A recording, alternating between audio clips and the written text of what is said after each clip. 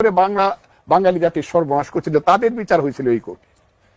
কাজে তাদের বিচার যে কোর্টে হয়েছে যুদ্ধপদে, এই বিচারটা এখানে হতে পারে না। এটা সবাই মনে না করলো। আমি একজন মুক্তিযোদ্ধা হিসাবে এবং সমস্ত মুক্তিযোদ্ধা ভোট দিয়ে দেখেন বাংলাদেশে যত মুক্তিযোদ্ধা জীবিত আছে সবাই বলবে এই কোর্টে না।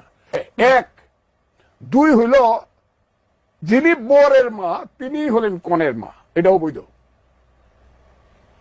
আমাকে বর করা হলো আর কনে যাকে করা হলো দুজনের মাই এক, এই বিয়াটা অবৈধ। এর কারণ হলো যিনি চিফ প্রসিকিউটর জনাব তাজুল ইসলাম, উনি যুদ্ধ অপরাধীদের ডিফেন্সের লয়ার ছিলেন, আজকে তিনি হলেন প্রসিকিউটর। কাজে উনি যখন শপথ নিছেন যে আমি নিরপেক্ষ ভাবে আমি সবকিছু করব, রাগ অনুরাগ বিরাগের বশবর্তী না হইয়া আমি সবকিছু করব, একটা মানুষ হিসাবে এটা সম্ভব না। কারণ তিনি যার পক্ষে ডিফেন্স করছিলেন তার অনেকগুলা লোকের ফাঁসি হয়েছে এবং তিনি সেই দলের সদস্য। তিনি রাজশাহী ইউনিভার্সিটি শিবিরের নেতা ছিলেন এবং রাজশাহী ইউনিভার্সিটি শিবির এবং ছাত্রলীগ বা ওই ছাত্রমূর্তি যখন হত্যা হয়েছে এটার আসামি ছিলেন উভয় পক্ষে। সানারানারা ছিল, বাচ্চারা ছিল, আবার শিবিরও ছিল। উনি সেই খুনেরও আসামি, উনি শিবির করতেন। যারা প্রসিকিউশনের সাহায্য করতে সব শিবিরের লোক।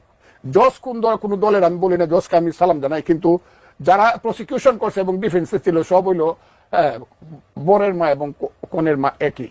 কাজে এটা একটা প্রহসন। উনি না হইলেও চলতো, অন্য কাউকে এখানে প্রসিকিউটর করা যেত।